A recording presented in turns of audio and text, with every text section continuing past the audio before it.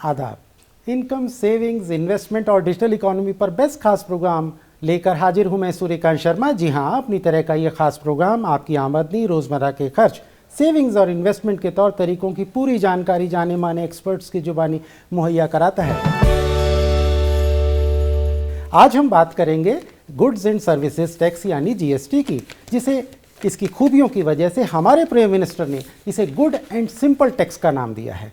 जी हाँ, हमारे देश के इनडायरेक्ट टैक्स सिस्टम में सबसे बड़े बदलाव के साथ गुड्स एंड सर्विसेज की अवेलेबिलिटी पर लगने वाले तमाम तरह के टैक्स के सेंट्रल और स्टेट टैक्सेस अब खत्म हो गए हैं और उसकी जगह सिर्फ एक टैक्स जीएसटी ने ले ली है, जिसका फुल फॉर्म है गुड्स एंड सर्विसेज टैक्स। इसी पर बात करने के लिए हमारे स्टूडियो में मौजूद हैं तीन खास मेहमान। श्री एस.के. रहमान, जो कि जॉइंट सेक्रेटरी हैं जीएसटी काउंसिल सेक्रेटरीट में। हमारे दूसरे खास मेहमान हैं श्री विमल जैन, जो कि पीएचडी चैम्बर ऑफ कॉमर्स में इनडायरेक्ट टैक्स कमेटी के चेयरपर्सन हैं। और हमारे तीसरे खास मेहमान हैं श्री विनीत सहाय, जो कि पेशे से कंपनी सेक्रेटरी हैं। आप तीनों का हम अपने स्टूडियो में खैर मकदम करते हैं। तो मैं विनीत जी से पूछता हूं कि क्या इंडिया को हम एक बड़ी कॉमन मार्केट के फॉर्म में देख सकते हैं जीएसटी रिजिम के हिसाब से? शॉर्ट में आपकी समझ। देखिए, जीएसटी का जो प्रेजेंट मॉडल है ये ऑलमोस्ट इंटरनेशनल मॉडल से इंटीग्रेट करता है। बहुत ज़्यादा डिफरेंस नहीं है। हालांकि यहाँ पे डुअल सिस्टम है, मोस्टली डेवलप्ड कंट्री में सिंगल सिस्टम है, but overall it is integrated with international market. तो जब आप इंटरनेशनल मार्केट से आप इंटीग्रेट होते हैं तो आपके पास बाहर से लोग आते हैं, आपके लोग बाहर जाते हैं और एक ही तरह का माहौल होता है, जिससे फ़ायदा होता है हमें एक्सपोर्ट करने में, हमें इंपोर्ट करने में, हमें एफडीआई यहाँ पे लाने में। जो एक बॉटलनेक होता था यहाँ का, Indian indirect taxation system was a very big bottleneck. ये बहुत बड़ा बॉटलनेक होता था बाहर के इन्वेस्टर के लिए। अब उनके लिए नहीं है। अब उनके पास सीधा सीधा एग्जाम्पल है कि ये इंटरनेशनल सिस्टम है और उसी पे काम करता है, तो उनके लिए एक कन्विंसिंग पॉइंट है। रहमान साहब, हमारी पूरी इकोनॉमी जो है वो एग्रीकल्चर बेस्ड है। सही। आज भी मॉनसून अगर कम आया तो मुश्किल, ज़्यादा आया तो मुश्किल, और किसान को अन्नदाता कहें तो सबसे बेहतर है। तो इस जीएसटी में, तो इसमें जो है हमारे जीएसटी के लिए, जीएसटी में जो है हमारे किसान एग्रीकल्चर सेक्टर के लिए क्या है? कोई भी कंट्री में 3 सेक्टर्स रहते हैं। प्राइमरी सेक्टर जो agriculture, animal husbandry etcetera, fishing वगैरह ये है। दूसरी जो है मैन्युफैक्चरिंग सेक्टर, सेकेंडरी सेक्टर कहते हैं, जिसके ऊपर जीएसटी है। और तीसरी जो है सर्विसेज सेक्टर, जिसके ऊपर भी जीएसटी है। मगर एग्रीकल्चर सेक्टर जो है इस पे जीएसटी नहीं है। अच्छा कोई जीएसटी नहीं है एग्रीकल्चर के ऊपर। मतलब आप कहिएगा, आप कोई लैंड आप लीज कर रहे हैं एग्रीकल्चर के लिए, और किसान को कोई टैक्स एज ऑन डेट तो नहीं है जी। हाँ, अगर उसके कोई रॉ मटेरियल्स, कोई फर्टिलाइजर्स कुछ जो खरीदता है उसके ऊपर थोड़ा बहुत टैक्स लगेगा, पेस्टिसाइड फर्टिलाइजर के ऊपर। अच्छा। उतना ही। मगर जीएसटी मतलब उसका जो प्रोडक्ट एग्रीकल्चर प्रोड्यूस के ऊपर कोई जीएसटी भरने की कोई जरूरत नहीं है। अच्छा। हाँ, इसीलिए क्योंकि इंडिया के almost 60% of the population agriculture पे रहता है, तो एग्रीकल्चर इकोनॉमी पे अभी कोई जीएसटी, कोई टैक्स नहीं है। तो हम कह सकते हैं कि हमारा अन्नदाता बड़े इत्मीनान से अपनी फसलों पर कंसंट्रेट कर सकता है, उन्हें बढ़ा सकता है, उनमें क्वालिटी ला सकता है। सही बात। और हम सबका पेट इत्मीनान से न्यूट्रिशनल तरीके से भर सकता है। करेक्ट। एज ऑन डेट तो कोई टैक्स नहीं है। जैन साहब, मैं आपसे संक्षेप में जानना चाहूँगा जीएसटी को लेकर के 5 बातें, जो 5 गुड पॉइंट्स, 5 गुड पॉइंट्स। 5 अच्छे पॉइंट अगर आप जानना चाहेंगे। सबसे पहला अच्छा पॉइंट, देखिए मल्टीप्लिसिटी ऑफ टैक्सेस खत्म हो गए, कैस्केडिंग खत्म हो गया। दूसरा, डबल टैक्सेशन जो प्री जीएसटी में होता था वो खत्म हो गया। जैसा कि मैंने बताया, डबल टैक्सेशन के ऐसे कई आइटम थे, construction, erection, commissioning, installation, right to use of movable goods, हमने रेस्टोरेंट की बात की, हमने सॉफ्टवेयर की बात की। ये डबल टैक्सेशन खत्म हो गया। और सबसे बड़ा advantage, one nation one tax, एक कॉमन मार्केट डेवलप हो गया। अब आपके लिए, आप केरला में बैठे हैं और दिल्ली से माल खरीदना चाहते हैं तो आप ले सकते हैं। National common market pre GST में नहीं होता था। प्री जीएसटी में सीएसटी लगता था, बैरियर होते थे, अब सब खत्म। आपको जहां से माल लेना है, जहां आपकी प्राइसिंग कम हो वो लीजिए। और लास्ट एंड फॉरमोस्ट एडवांटेज जो मैं बार बार कहता हूं, GST law is a Gita, Bible and Quran. It is a common law, irrespective of any religion, race and caste, applicable pan India from Kashmir to Kanyakumari. ये biggest advantage है national common market के लिए। और GST का सबसे बड़ा फायदा जो आने वाले टाइम में हम देखेंगे, 14% का growth even government, central government और स्टेट गवर्नमेंट ने मान के रखा है GST के आने से होगा। 14% GDP growth down the line, यहां से अगर हम देखें तो जरूर इंडिया GDP पकड़ेगा और इंक्रीमेंटल ग्रोथ हमें GST की वजह से जरूर दिखेगी। GDP हमें हमारा 14%, अरे सर हम पूरे वर्ल्ड पर टॉप कर लेंगे। जो बिल्कुल हमारे कर- प्राइम मिनिस्टर साहब कहते हैं कि हम विश्व गुरु बनेंगे, बिल्कुल वर्ल्ड बनेंगे। लीडर हम बन सकते हैं। बिल्कुल ये बनेंगे GDP शर्मा जी, बिल्कुल तो बनेंगे। हमारे नाजरीन तो ये जान के खुश होंगे क्योंकि किसान को कोई GST नहीं देना है, टैक्स कम हो रहे हैं, जेब कम ढीली हो रही है। और इसी को मैं आगे बढ़ाता हूँ। आप पेशे से कंपनी सेक्रेटरी हैं, मैं इसलिए बार बार कह रहा हूँ क्योंकि आप बार बार लोगों से मिलते हैं, आपका जो इंटरेक्शन है वो लोगों से बार बार है। आप GST के बारे में 5 बेहतर बातें क्या कहना चाहेंगे? सबसे जो बड़ा जो बेहतर पॉइंट है कि हमारे चेक पोस्ट खाली हो गए। चेक पोस्ट खाली होने से क्या हुआ कि जी जो कॉमन लोग हैं जिनको बिजनेस से कोई लेना देना नहीं, वो जैम में नहीं फंसते हैं। जी सबसे बड़ा एडवांटेज ये बहुत होगा। बढ़िया। जो कि GST से इफेक्टेड है नहीं है, उस लाइन का है नहीं है, उनको जैम से फ्री हो गया। इससे फ्यूल बचा। जी तीसरा चीज़ हुआ कि आपका जो प्राइस है, जो हर दफ़ा हर डिस्कशन में आ रहा है, हमारा प्राइस डाउन हुआ है। चौथा चीज़ है हमारा अकाउंटेबिलिटी बढ़ा है। हम बाहर भी बोल सकते हैं, इंडिया में भी बोल सकते हैं, ग्लोबली भी बोल सकते हैं कि नहीं, हम सबसे ज़्यादा टैक्स इफिशिएंट कंट्री हैं या उसके तरफ अग्रसर हैं। हमारे लोग ज़्यादा टैक्स अब भर रहे हैं। जी हाँ, टैक्स कंप्लायंस ज़्यादा है और कंप्यूटराइजेशन भी इसके साथ साथ ज़्यादा हो गया। तो वो वो डायरेक्शन में हम बढ़ रहे हैं। जी हम ये बहुत गर्व से कह सकते हैं कि हमारे यहाँ ट्रांसपेरेंसी लेवल वो बढ़ता जा रहा है GST के आने से। मैं जॉइंट सेक्रेटरी साहब रहमान साहब से पूछता हूं कि देखिए मेरे नाजरीन न केवल अक्रॉस द नेशन है बल्कि लगभग 58-60 कंट्रीज़ में भी हैं। जहां उर्दू है वहां DD उर्दू है। उनके लिए मैं जानना चाहूँगा, उन नाजरीनों के लिए, कि क्या GST रेजिम में हमें ब्लैक मनी से, टैक्स लीकेज से या करप्शन से निजात मिल पाएगी? मैं एक एक चीज़ डील करता हूँ। ब्लैक मनी मतलब जो अनऑर्गेनाइज सेक्टर, अनअकाउंटेड मनी है, बेसिकली अनअकाउंटेड मनी होती है जिससे ब्लैक मनी जनरेट होती है। और अनऑर्गेनाइज सेक्टर है जो कहाँ भी रजिस्टर्ड नहीं है, उस वजह से ब्लैक मनी जनरेट होती है। GST आने के बाद जितना अनऑर्गेनाइज सेक्टर है वो पूरा ऑर्गेनाइज सेक्टर में बदल गया है। आप जानते होंगे किसी की थ्रेशोल्ड लिमिट अगर 20 लाख के ऊपर है, अगर सर्विसेज में है तो वो रजिस्टर कर लेगा। किसी की थ्रेशोल्ड लिमिट मतलब एग्रीगेट एनुअल टर्नओवर 40 लाख के ऊपर है, if is dealing only with goods पे है तो वो रजिस्टर कर लेगा। पहले तो नहीं करते थे। अगर मेरे कोई किराना शॉप है, मेरे पूरा एनुअल टर्नओवर मेरा 40 लाख के ऊपर है तो ऑटोमेटिक मैं रजिस्टर कर रहा हूँ। और मैं सर्विस प्रोवाइडर हूँ, कोई मतलब छोटा मोटा काम करता हूँ जिसमें मेरी एनुअल टर्नओवर 20 लाख के ऊपर है, वो रजिस्टर कर रहा है। और इसके अलावा कंपोजिशन स्कीम भी दिया हुआ है जिसमें बहुत सारे लोग फ़ायदा उठा रहे, जिससे क्या है ओनली 1% टैक्स भरना पड़ता है। If your annual turnover is 1.5 crore, of course ITC नहीं ले सकते और कोई टैक्सेबल इनवॉइस नहीं सकते। ऐसे स्कीम्स ओपन करने से एक और स्कीम हम लोगों ने किया, किसी की मतलब अगर गुड्स एंड सर्विसेज है तो कंपोजिशन स्कीम के जैसा एक अल्टरनेट कंपोजिशन स्कीम है जिसमें आप फर्स्ट 50 लाख सिर्फ 6% 3+3 भर के आप रजिस्टर कर सकते हैं और अपना GST भर सकते हैं। इससे क्या हो रहा है, टू लार्ज एक्सटेंट जो अनऑर्गेनाइज सेक्टर, अनअकाउंटेड मनी है, वो थोड़ा कम हो रहा होगा। दूसरी एक पॉइंट जो आपने बोला है, मतलब इसमें अकाउंटेबिलिटी और ओपननेस भी बढ़ गई है। अब आप अप्लाई कीजिएगा रजिस्ट्रेशन के लिए, ऑनलाइन पोर्टल, कोई ऑफिस के पास जाने की जरूरत नहीं है। विथिन 3 days ऑटोमेटिक रजिस्ट्रेशन होकर आपको GSTN नंबर आ जाएगा। और आपके जो रिसिपिएंट्स है वो लोग भी डिमांड कर रहे। 2 काइंड्स ऑफ रिसिपिएंट रहते हैं, B2B और B2C। मतलब B2B मतलब बिजनेस करने वाले, वो चाह रहे आपसे इनवॉइस ले। जी क्यों?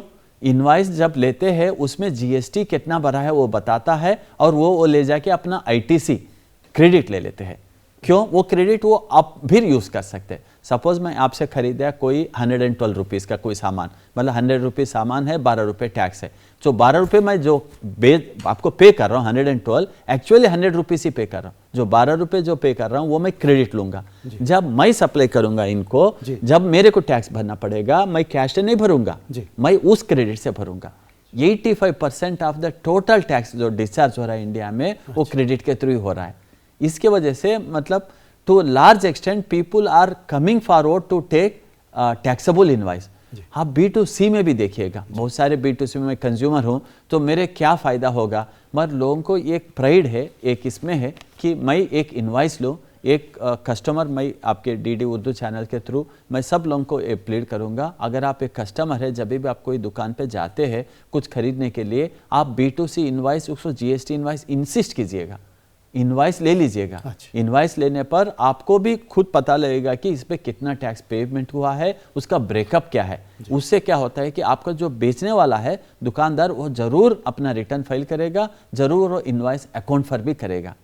हम लोग even from corruption point of view हम लोग ये बोला है कि आपको मतलब इसमें जो इंट्रैक्शन है डिपार्टमेंट और टैक्स पेयर की वो पूरा खत्म कर दिया। पूरा जो है GSTN पोर्टल से पूरे all over India starting from Jammu Kashmir से लेके कन्याकुमारी तक एक ही पोर्टल में अपना ट्रांसैक्शन करते रहिए और ऑफिसर अपना बैक एंड पे अपना प्रोसेस करता एक सिंगल विंडो आ गई, एक सिंगल पोर्टल के थ्रू ही आपका ट्रांसैक्शन बढ़ेगा, आईने की तरह से साफ, जिसमें सब कुछ ट्रांसपेरेंट। और वैसे भी किसी भी देश की इकोनॉमी के डेवलपमेंट के ये एक खास पैमाने हैं कि यू शुड बी, आप अकाउंटेबल रहें, आप रिस्पॉन्सिबल रहें, ट्रांसपेरेंट है, आपका ओन आप टैक्स पेयर है, आपका रजिस्टर आप ऑनलाइन देख सकते हैं, ITC रजिस्टर देख सकते हैं, आपका कैश लेडजर देख सकते हैं, आप कितने रिटर्न फाइल करे देख सकते हैं, मतलब सब कुछ आपको ट्रांसपेरेंट करके दिखा गया है।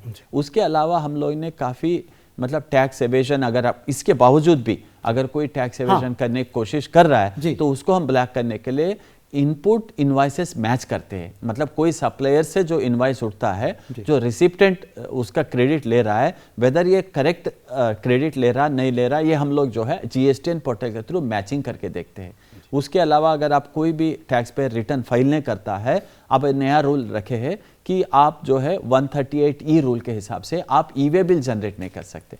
आप ई-वे बिल के बगैर तो आपके सामान कोई बाहर ही नहीं जाएगा। अगर आप 2 महीने अगर रिटर्न फाइल नहीं किया, ऑटोमेटिक आपका ई-वे बिल जनरेशन बंद हो रहा है। उसके अलावा अगर आपका सप्लायर रिटर्न फाइल नहीं कर रहा है मगर आप है जेन्युइन रिसिप्टेंट है, आपने टैक्स भी पे किया, towards the supply of goods लिया, आप फिर भी क्रेडिट नहीं ले पा रहे, उस वजह से हम लोग क्या किया कि नया न्यू रिटर्न सिस्टम में आप रिसिप्टेंट देख सकते हैं कि मेरा सप्लायर रिटर्न फाइल किया कि नहीं, मेरा सप्लायर इस पर्टिकुलर इनवॉइस पे टैक्स पे किया कि नहीं।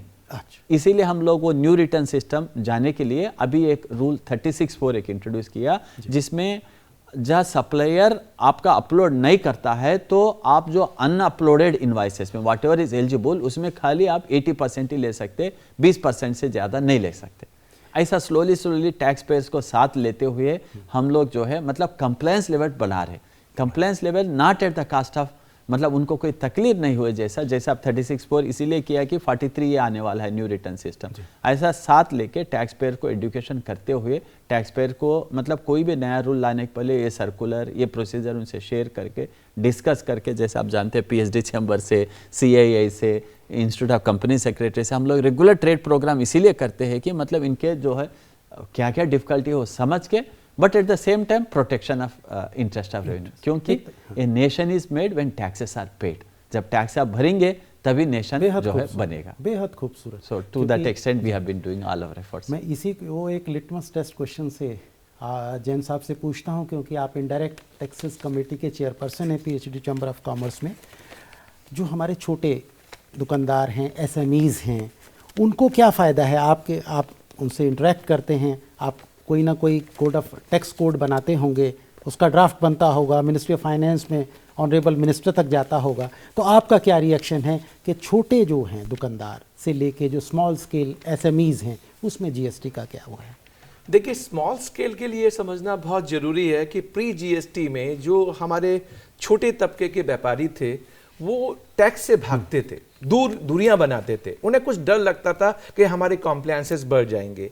जो SME और MSME सेक्टर की हम बात कर रहे हैं तो GST में सबसे बड़ा एक क्लैरिटी के साथ इन्हें डिसीजन दिया कि अगर आपकी एग्रीगेट टर्नओवर 20 लाख रुपए से नीचे है तो आपको रजिस्ट्रेशन नहीं लेना। लेकिन इसमें 2 तरह के लोग हो गए, एक हो गए मैन्युफैक्चरर कम ट्रेडर, एक हो गए सर्विस प्रोवाइडर। सर्विस प्रोवाइडर के लिए ये नियम बना दिया, आप इंट्रा सर्विस दीजिए, इंट्रा स्टेट या इंटर स्टेट सर्विस दीजिए, 20 लाख से नीचे है तो आपको रजिस्ट्रेशन नहीं लेना। और जो गुड्स वाले हैं, जो विद इन स्टेट में डील करते हैं, उनके लिए लिमिट बढ़ा दी 20 लाख से 40 लाख।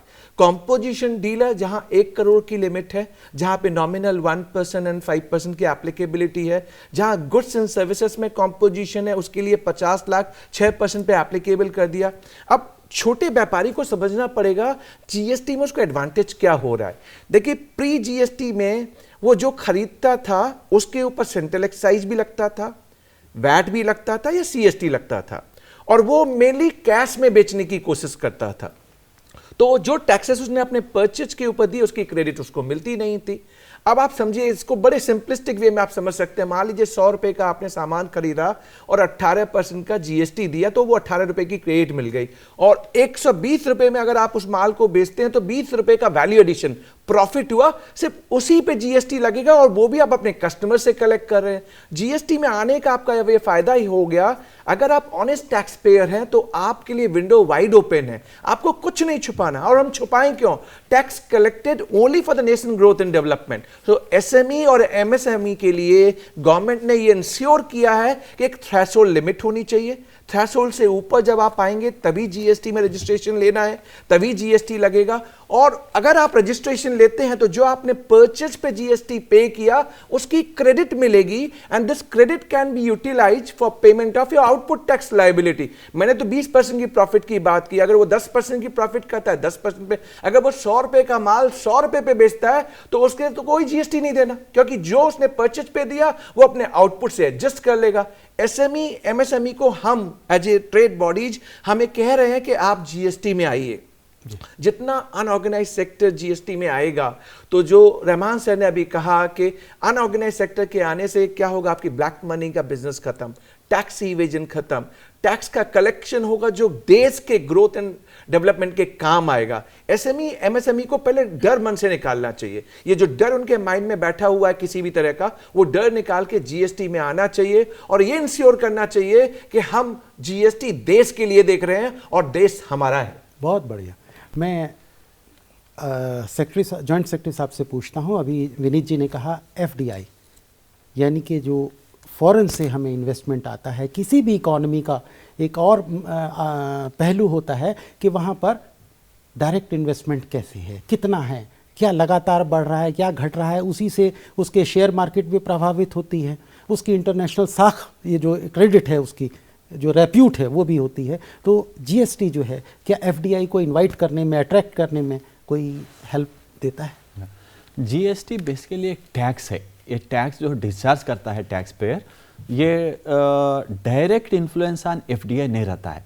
तो जो भी आप गुड्स और सर्विसेज जो मैन्युफैक्चर और प्रोड्यूस करते हैं इंडिया में, जिसके ऊपर आप टैक्स भरते हैं, वो जीएसटी है। जहाँ तक एफडीआई फॉरेन डायरेक्ट इन्वेस्टमेंट जो इंडिया में करते हैं, ये लोग सेक्टर वाइज देखते हैं, कौन से सेक्टर में क्या फायदा हो सकता है, किस सेक्टर में क्या लिमिटेशन है, उसके हिसाब से नहीं। जैसे हमारे यहाँ मैन्युफैक्चरिंग में, माफ़ी चाहूँगा आपको बीच में मैंने कहा, जैसे मैन्युफैक्चरिंग सेक्टर में competitiveness I, make in India हमारा स्ट्रांग हुआ, सही बात, तो कहीं ना कहीं एक इनडायरेक्ट रोल रहता है जीएसटी का या टैक्स कंप्लायंस। अगर जीएसटी किसी को भी एक टैक्स कंप्लायंस मान लें, करेक्ट, तो कहीं ना कहीं मुझे ऐसा लगता है अपने एक्सपीरियंस से कि कहीं ना कहीं ये आता है कि this country is tax compliant, let us invest into that. Exactly, मैं वही पॉइंट पे आ रहा हूँ। आफ्टर जीएसटी आने के बाद इतने टैक्स पेयर रजिस्टर होके, इतने tax payer online return formality ये जितने करते जा रहे, फॉरेनर को एक कॉन्फिडेंस आने गया कि Indian economy is strong. Indian economy अभी भी काफी थोड़ा बहुत मतलब जीडीपी में कुछ कमी हुई होगी, but fundamentals are very strong. हमारे ऑनरेबल फाइनेंस मिनिस्टर बोले भी है कि रिसेशन नहीं है, इंडियन इकोनॉमी इज गोइंग। हमारा ओन टैक्सेस का सिस्टम देखिएगा, अब तक मतलब अप्रैल से लेके नवंबर एंड तक लेटेस्ट टैक्स में आपको बता रहा हूँ, 8,05,166 crores.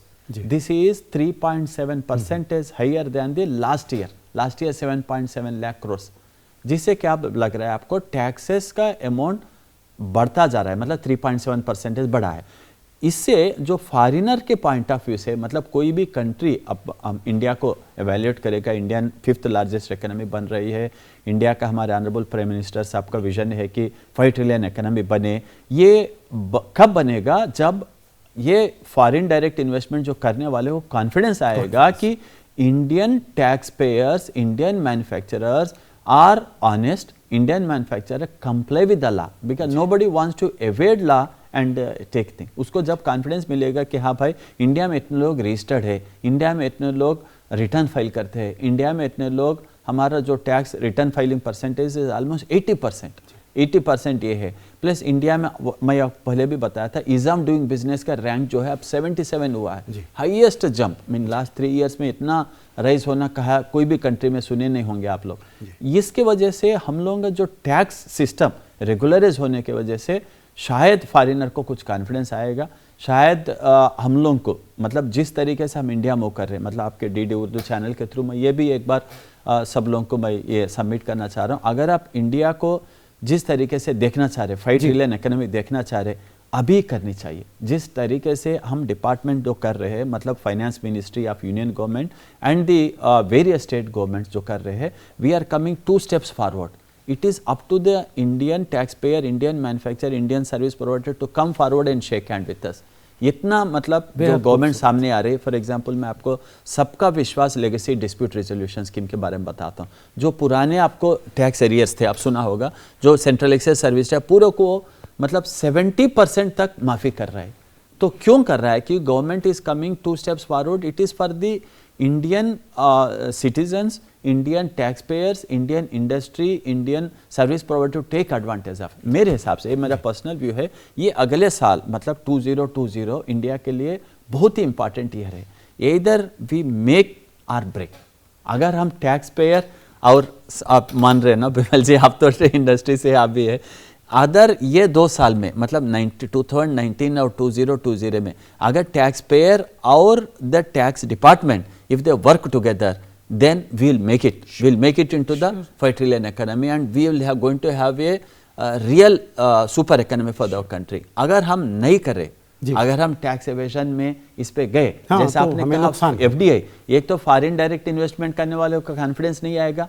It is the time that industry and the tax and the department join hands together and make it India into a proud nation। And these are the, according to me, these 2 years are very very critical, 2019, 2020, probably 2021। अगर हम इस 3 years में रुक पाएंगे और इस 3 years में पूरे वर्ल्ड को बता पाएंगे, देखो भाई इंडिया मीन्स बिजनेस, तो हम 5 ट्रिलियन इकोनॉमी पहुंच पाएंगे। आप जो कह रहे हैं ना, जो एफडीआई जो आने वाला है वो आता, इसीलिए मैं कहा डायरेक्ट रिलेशन नहीं होता होगा, मगर हम अपना, हर आदमी अपना अपना काम करे, टैक्स डिपार्टमेंट वाला अपना काम करे, टैक्स पेयर अपना काम करे, तो ऑटोमेटिक इंडिया जो है नेशन बिल्डिंग हो जाएगी और फॉरेन डायरेक्ट इन्वेस्टमेंट ज्यादा आने का स्कोप है। एक जस्ट छोटा सा पॉइंट टच करना चाहूंगा, अगर आप इजाजत दें तो संक्षेप में। जी देखिए, बहुत ब्रीफ में कहूंगा। आपने कहा क्या एफडीआई आता है, जीएसटी। देखिए एफडीआई ईज ऑफ बिजनेस जिसको हम देखते हैं, जो पैरामीटर हम नापते हैं वो हम टैक्स कॉम्प्लायंस से भी नापते हैं। रजिस्ट्रेशन में हमारा कितना मिनिमम टाइम लगा, हमारे प्रोसेस कितने इजी हुए, अनऑर्गेनाइज सेक्टर ऑर्गेनाइज सेक्टर में कैसे आया।